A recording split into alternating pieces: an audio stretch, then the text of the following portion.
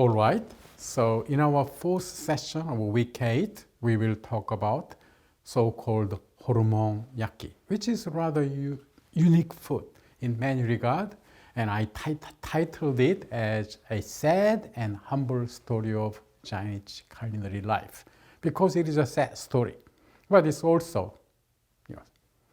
in the end, it is a happy story. Koreans, as a very low-wage foreign workers from colonized country, in Japan, they could not afford regular meat, especially during the wartime.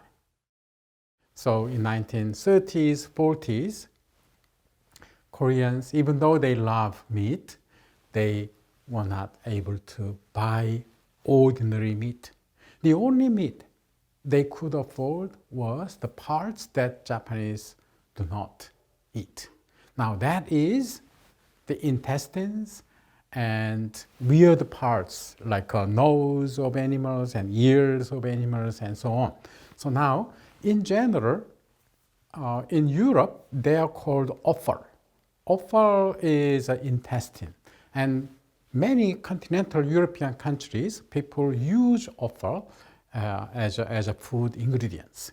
But anyway, especially in Japan, because of the influence of Buddhism, dealing with animal is already not so clean. But particularly these Koreans eating weird part of animal, especially abandoned by ordinary butchers in Japan, like intestines. Now that gave them even worse images of Koreans in Japan. But what can you do? That's the only meat that you could enjoy, you could afford. And so Korean workers, we don't know exactly when it began in Japan, but around the 1920s, according to many theories, around the 1920s, a group of women working at a factory near Kyoto, they started to grill the intestines abandoned by ordinary Japanese butcher. But maybe it could have been earlier or later. But anyway, Koreans, the one clear thing is that because these Korean workers, because they could not afford ordinary meat, they started to eat intestines. And it has its name as a hormone yaki. Yaki is grilling, and hormone is, now there are two theories. One is hormone means hormone, okay, in our body. The other is, it came from Osaka dialect, which Japanese call Kansai-ben. In Kansai-ben, the verb hormone is something that you throw away. Well, in a sense, garbage. Okay? So in a sense, it is a garbage meat that ordinary Japanese would not eat. So that's why it has the name of hormone yaki. As Koreans ate this food at home before the war, and also after the war, during the war, and after the war, Koreans were still poor, and they continued this tradition. However, as a matter of fact, in Korea, people also had this food because meat was rare in Korea, general, and so you would not throw away any parts. If possible, you would use any part of the animal. So that's gopchang in Korea. But anyway, in Japan, that was not a part of Japanese tradition at all, and so Koreans were known to be people who eat such a dirty food. However, today, this became a very important part of Japanese culinary culture. So how did it happen? To make hormone yaki mainstream Japanese food, they had to go through various transformations.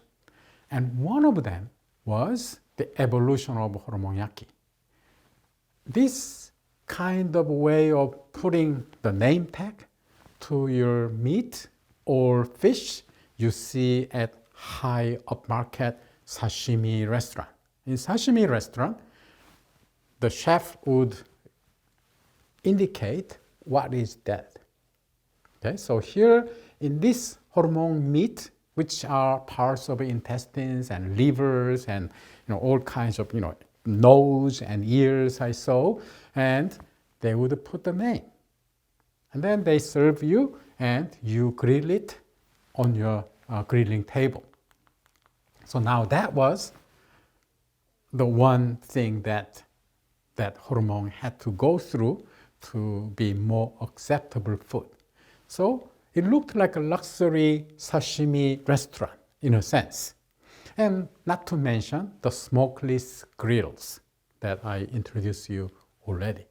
So now with this clean and well cut, even the cutting here, the meat cutting here is very sophisticated because it came from sashimi skill. We all know that Japanese chefs are extremely careful and skillful in cutting the fish. So that same technology and skills are applied to this humble meat, and that's why it became more acceptable to ordinary Japanese customers. Already in 1960s, Zainichi Koreans discovered that there are increasing number of Japanese people are coming to their restaurant, the hormone restaurant. And this had been reported in South Korean newspaper in 1960.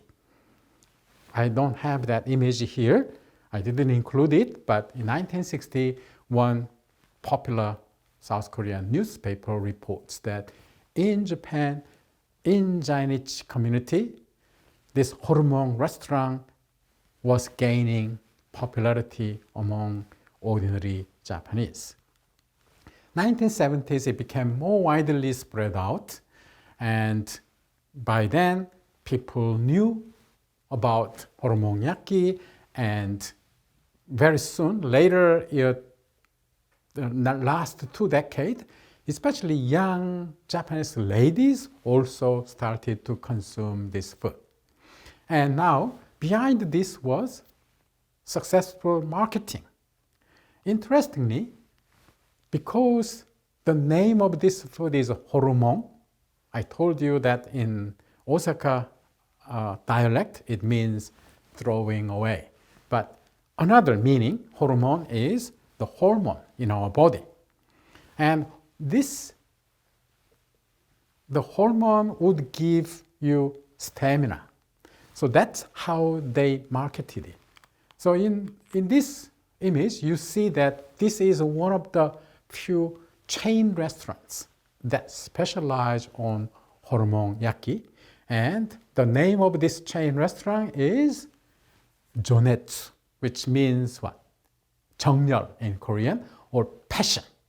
And they advertise it as it's good food for energy and particularly to your skin because it includes a lot of the chemicals that helps your skin, make your skin smooth. Okay? So I don't know if that advertisement, that marketing strategy worked, but one clear thing is that this food, which was totally shunned in the beginning, was gaining foothold and gaining popularity, not only among some old people, but particularly young people. As a matter of fact, all the Japanese would not eat this food too much because old generation, they are still influenced by the old Japanese idea that eating something like that is not clean. But younger generation is different. So this hormonyaki tend to be more popular among younger generation Japanese, including women. And it also spread out to overseas, as a matter of fact, as Japanese delicacy. In countries like America, people would not know the origin too much, so they don't have any negative imagination about this food. It's just a Japanese delicacy. So overseas market, it tends to sell even better. Today, wherever you go in Koreatown, you would see Korean butchers. They always sell hormone. In these two shops here, one is the Ueno butcher there on your left, and then the other side, another butcher, Korean butcher, and the sign says what they are selling. They sell beef, they sell pork, they sell intestine. Okay? So you can buy them. They are already well cleaned and processed, so you can just buy it, bring it home, and you can make your own yaki, hormone yaki as well. And I already showed you that this is the one of the chain restaurant that specialize on the hormone yaki, and they started from Osaka region where Koreans are heavily concentrated, and they are spreading out to Tokyo and other big cities.